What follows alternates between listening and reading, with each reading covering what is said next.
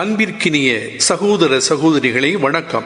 நீங்கள் கேட்கவிருப்பது divine wisdom ministries வழங்கும் இன்றைய இறைவார்த்தையும் மறையுரையும். 2025 டிசம்பர் 3 திருவருகை காலம், முதல் வாரம், புதன்கிழமை. புனித பிரான்சிஸ் சவேரியார் மறைப்பணியாளர், இந்தியாவின் பாதுகாவலர் பெருவிழா. முதல் வாசகம்.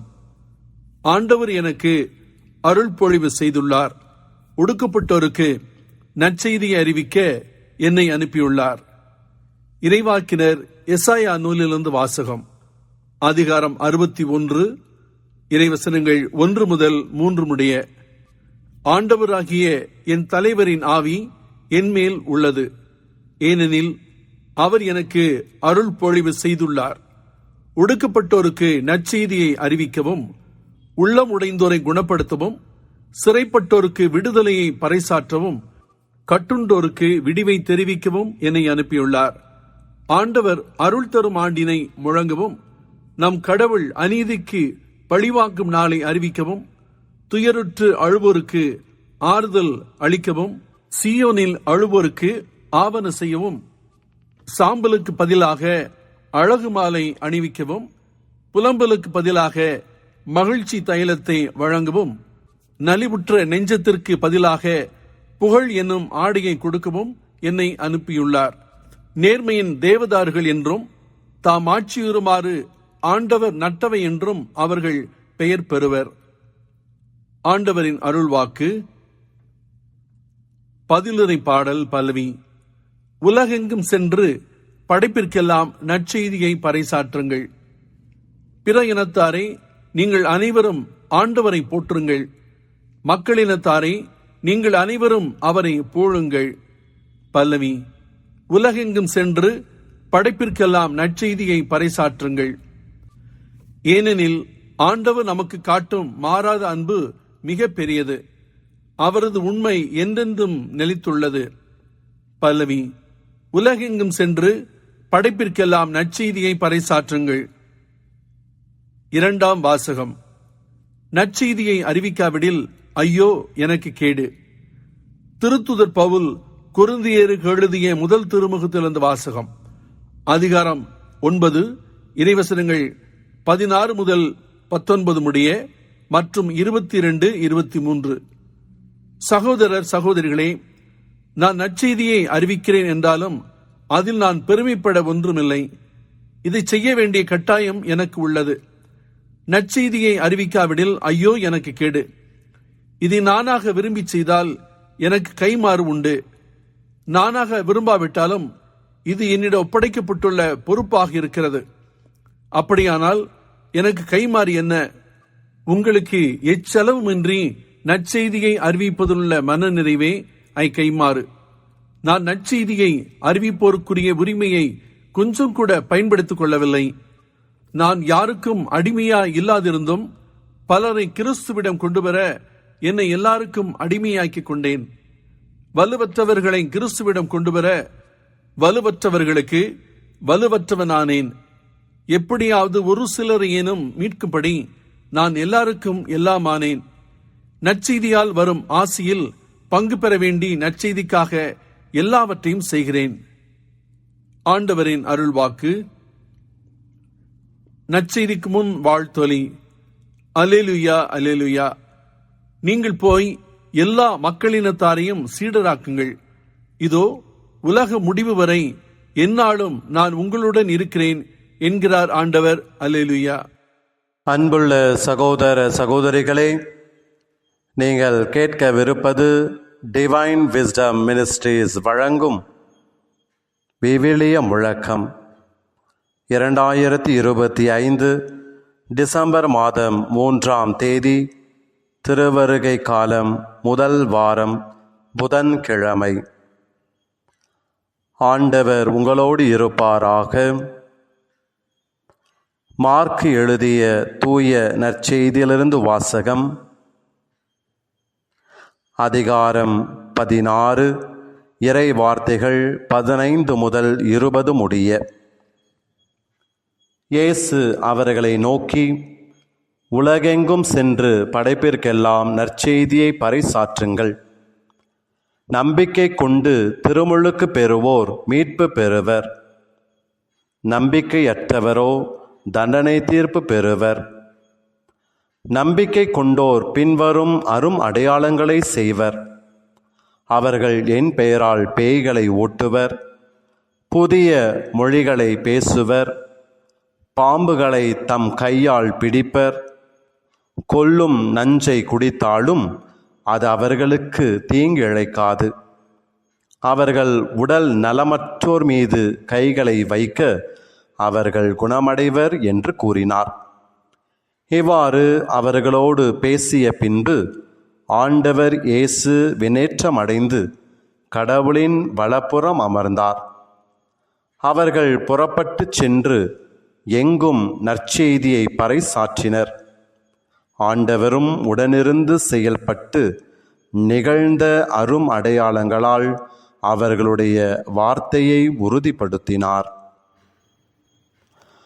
ஆண்டவரின் அருள்வாக்கு.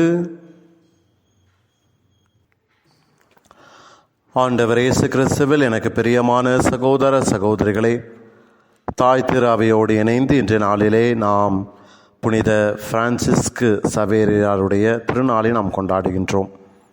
மறைபரப்புகளின் பாதுகாவலராகிய இவர் நமது இந்திய நாட்டிலே வந்து தனது நம்பிக்கையை வெளிப்படுத்தி அதன் மூலமாக பல்வேறு மக்களை இயேசுவின் பக்கம் பலரை கொண்டு வந்து திருமுழுக்கு கொடுத்து அவர்கள் இறைவனை உளமாற வாழ்த்துவதற்கு உதவியாக இருந்த ஒரு மாபெரும் தந்தையினுடைய விழாவை நாம் இன்றைய நாளிலே கொண்டாடுகின்றோம். இன்றைய நாளிலே நாம் கொடுக்கப்பட்ட நற்செய்தியின்படி நாம் ஒவ்வொருவருக்கும் ஆண்டவர் கொடுக்கின்ற அழைப்பாக இருப்பது, நாமும் பிரான்சிஸ்கு சவேரியாரை போன்று நம்பிக்கை கொண்டோராக வாழ்வது. இந்த நம்பிக்கை கொண்டோராக வாழ்வதற்கு புனித பிரான்சிஸ்கு சவேரியாருடைய வாழ்க்கையிலும் இன்றைய நற்செய்தியின் வழியாகவும் ஒரு 3 சிந்தனைகளை தர விரும்புகின்றேன். முதலாவதாக, நாம் நம்பிக்கை கொண்டோராக வாழ புனித பிரான்சிஸ் சவேரியாரும் சரி, இன்றைய நற்செய்தியும் நமக்கு தருகின்ற முதலாவது சிந்தனை 16வது வசனத்திலே நாம் வாசித்தோம், நம்பிக்கை கொண்டு திருமுழுக்கு பெறுவோர் மீட்பு பெறுவர். அன்புக்குரியவளை, பிரான்சிஸ் சவேரியாருடைய வாழ்க்கையில் பார்க்கின்றோம். அவர் பாரிஸ் பல்கலைக்கழகத்திலே மிகச் சிறந்த பேராசிரியராக ஆக வேண்டும் என்று விருப்பம் கொண்டிருந்தார். ஆனால் பாருங்கள், அவர் கடவுளை தம் பக்கம் திருப்பி அவர் தனக்கு சாட்சியாக மாற ஆண்டவர் தேர்ந்து கொண்டார். தேர்ந்து கொண்டு ஆண்டவருடைய வழிக்கு தன்னையே அவர் இணைத்து கொண்டார். ஆகவே இன்றைய நாளிலே நமக்கு கடவுள் தருகிற முதல் செய்தியாக இருப்பது, இறை விருப்பத்திற்கு நம் இதயத்தை திறந்து வைப்பது. பிரான்சிஸ்கு சவேரியார் தன்னுடைய இதயத்தை திறந்து வைத்தார். தனது இதய துறத்தல் வழியாக ஆண்டவருடைய விருப்பமானதை அவர் செய்தார். தொடக்கத்திலே அவர் பெரிய மிஷனரியாக ஆக வேண்டும் என்ற விருப்பம் அல்ல. ஆனால் பாருங்கள், அவர் கடவுள் முன் தனது இதயத்தை திறந்தார். அவர் பெரும் புனிதராக மாறினார். ஆக நாம் நம்பிக்கை கொண்டோராக வாழ்வதற்கு இறைவன் இன்றைய நாளில் நமக்கு தருகின்ற முதல் சிந்தனை, நமது இதயத்தை அவர் பால் திருப்பிட வேண்டும்.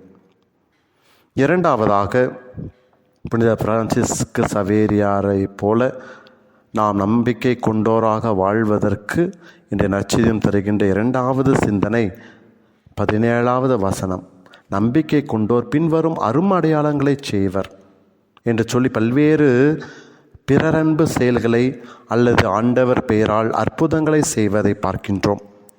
பிரான்சிஸ்கு சவேரியார் எடுத்த எடுப்பிலேயே நற்செய்தி பணியை பெரிய அளவிலே செய்யவில்லை. மாறாக குழந்தைகளுக்கு மறை அறிவை கற்பிப்பது, நோய்வாய்ப்பட்டிருப்பவருக்கு சென்று சந்திப்பது, அவர்களுக்கு ஆறுதல் கூறுவது என்று தனது மிஷனரி வேலையை ஆரம்பித்தார்.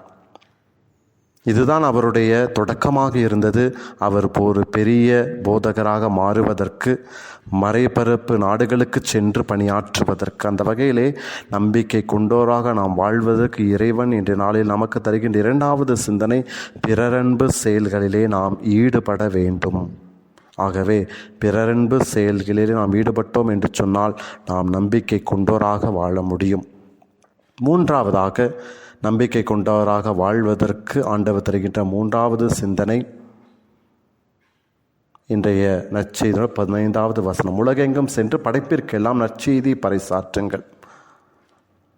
நாம் பெற்ற நற்செய்தியை, நாம் பெற்ற இயேசுவை, நாம் அனுபவித்த இயேசுவை பிறருக்கு அறிவிப்பதன் மூலமாக, அதை நாம் வாழ்விலே பிரதிபலிப்பதன் மூலமாக, எவ்வாறு பவுலடிகளார் சொல்வது போல, வாழ்வது நான் அல்ல எனில் வாழ்வது இயேசுவே என்பது போல, பவுலடிகளாரும் சரி சவேரியாரும் சரி தங்கள் வாழ்க்கையின் வழியாக இயேசுவை பிறருக்கு காட்டினார்கள். ஆக நம்முடைய வாழ்வின் மூலமாக நற்செய்தி பிறருக்கு நாம் பறைசாற்றுகின்ற சமயத்தில் நாம் நம்பிக்கை கொண்டோராக வாழ முடியும். ஆகவே இன்றைய நாளிலே இந்த நற்செய்தி வழியாக ஆண்டவர் தந்த இந்த 3 சிந்தனைகளை ஏற்றுக்கொண்டு புனித பிரான்சிஸ்கு சவேரியாரை போல நம்பிக்கை கொண்டோராக வாழ ஜெபிப்போமா?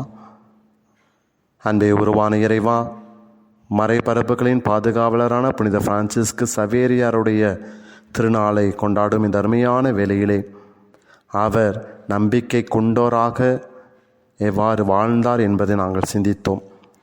இறைவன் பால் தன் இதயத்தை திறந்தார், பிறன்பு செயல்களிலே ஈடுபட்டார்.